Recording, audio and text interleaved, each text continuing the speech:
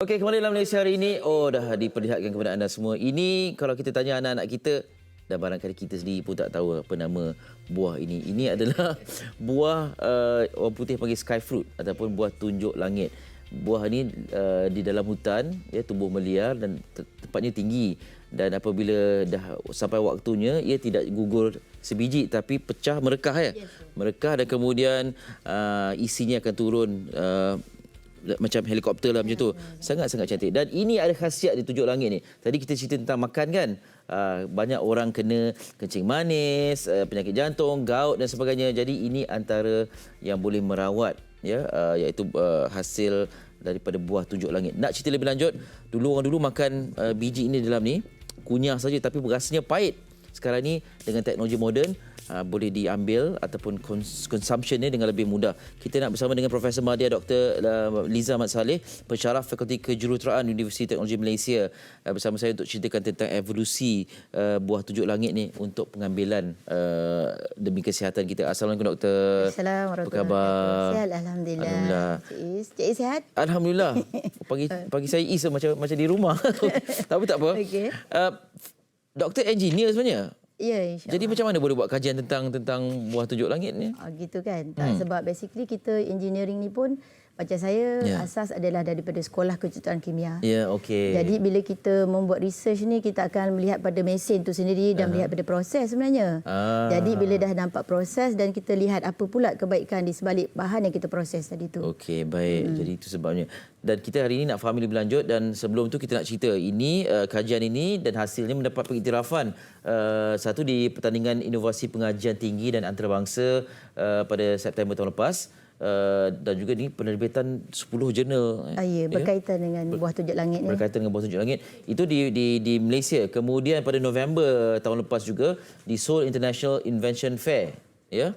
Jadi itu pingat yang diperolehi lah. Ya. Ya. Tahniah kita ucapkan. Baik, daripada buah yang macam ni ataupun biji buah tunjuk langit ini, apa yang telah doktor hasilkan? Okey, terima kasih Cik Is. Jadi hari ini saya nak bersama penonton Malaysia hari ini. Jadi sebenarnya saya bawakan khaslah sebenarnya daripada UTM Skudai.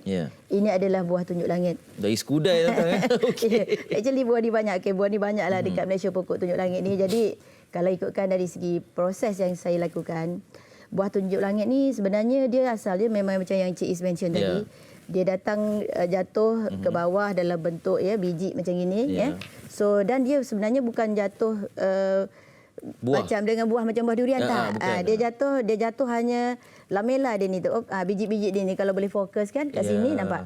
Yang ini akan jatuh berterbangan. Dia panggil lamela lamela ataupun kulit, macam kadang-kadang kat lab saya panggil dia kulit lipas sajalah kan macam tu. Kulit lipas, okey, baik. So jadi dalam sini yang kita nampak biji dia tadi. Bila kita kupaskan biji dia tadi, dia akan nampak satu salutan, boleh tak? Okey, ni macam ni kan kita nampak yang ini biji dia. Secara tradisi kita makan tu. Kita makan dia sangat pahit lah. Jadi apa yang saya buat dalam proses yang kita panggil dalam kajian PhD saya sebenarnya dan bersama dengan pelajar-pelajar yang selepas saya PhD tu. Jadi kita menggunakan satu teknik, nama dia super critical extraction. Ini boleh makan kan? macam ni terus Boleh kan? Kalau dulu makan macam ni teruslah.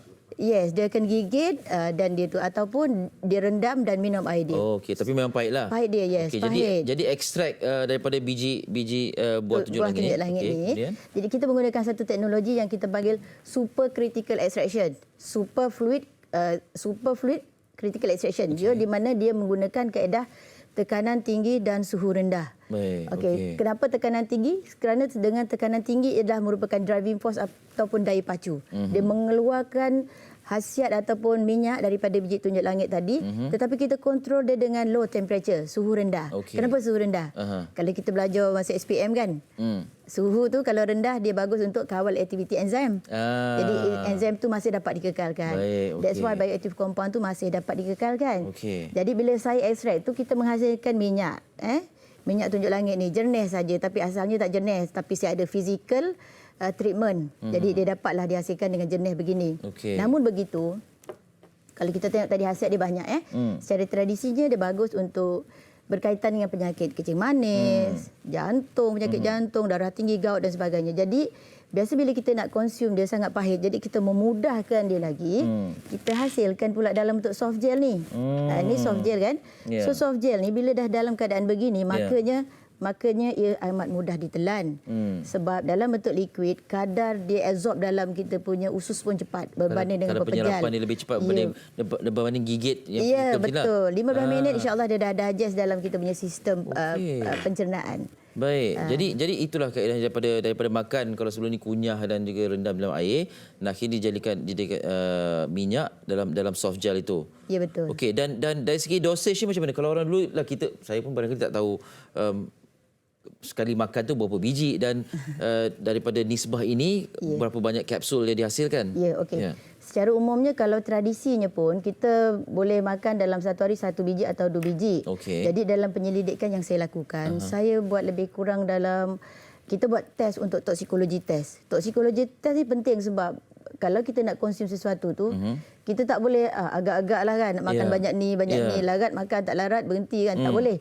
Jadi dalam toksikologi test tu, kita dah tengok dosage yang sesuai untuk sel tumbuh.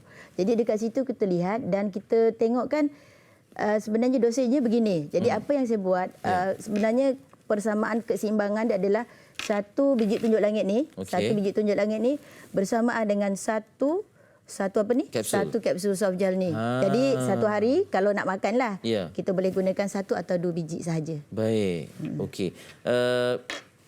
Kesannya adakah dibuat ujian terhadap individu yang menghadapi penyakit-penyakit kronik seperti kencing manis dan sebagainya? Okey, sekarang ni saya beritahu dulu bila kita nak convertkan minyak ni kepada soft gel, kita kena hantar kilang. So untuk menghasilkan minyak tu, dia tak boleh kita bagi sedikit sebab kilang amount dia besar. Jadi untuk menghasilkan prototype ni, saya terpaksa ekstrak lebih banyak. Kita terpaksa macam hantar lebih kurang dalam 500 botol. Jadi at the same time tu kita dah sebab kita dah berani bagi pada orang untuk mencuba. Sebab kita perlukan melihat apakah kesan pada manusia. Sebab saya dah berpegang pada toksikologi test tadi bahawa dia tidak membahayakan pada sel dan tidak membahayakan pada manusia lah. Jadi daripada validation market yang saya lakukan terhadap orang lah kan. Jadi alhamdulillah setakat ni ada juga yang dah berjaya diturunkan dia punya bacaan gula dalam darah, ada tu daripada 28 dia jatuh kepada 6, jatuh kepada 7 dalam masa 2 minggu lah. Dia tak adalah kita spontan atau sekejap. Maknanya dalam masa 2 minggu dengan sampel pengambilan soft gel ini dengan konsumsi berapa dalam satu hari? Satu hari 2 biji atau 1 biji bergantung pada keadaan. Tetapi biasanya saya akan nasihatkan bagi pengguna yang baru nak mencuba tu, kita panggil macam ni je. You try pagi perut kosong. Sebab kita lihat bahawa dengan ni, sebab dia minyak. Minyak ni dia tidak ada asid-asid yang macam cuka dan sebagainya kan, bagi orang gastrik dan sebagainya. Dia tak ada masalah. So awal pagi perut kosong kita boleh galakkan dia konsum dan alhamdulillah dia dapatlah menurunkan kandungan gula tu dalam agak masa yang tertentulah. Okey. Doktor, sebelum ni kita tahu ini sebahagian daripada herba tradisi yang dimakan oleh orang tok nenek kita lah. Betul. Basically dan sekarang ni bila dihasilkan kajian sebegini dan menampakkan satu perkembangan teknologi soft gel dan sebagainya ini, kita sangat teruja dan kita menantikan bilalah agaknya langkah seterusnya untuk dipasarkan secara komersial. Terima kasih. Seronok sih dengar. Yalah, takkan nak tinggal di makmal aja kan. Lepas tu kita hanya mencadangkan tentang pencapaian semata-mata kan.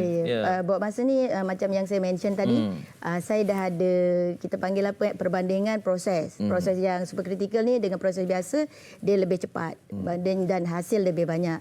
Keduanya juga bila kita nak komersialkan tu, dia ada lagi satu stages yang kita panggil preclinical dengan clinical eksperimen. Yang ini masa saya pergi pertandingan ni kan, kebiasaannya panel pakar-pakar datang tu, doktor, this is very good potential in market lah untuk penyakit yang memang kita rasa sekarang ni 3 serangkaian ni dah banyak dekat Malaysia kan. Tadi Dr. Norman pun ada mention kan.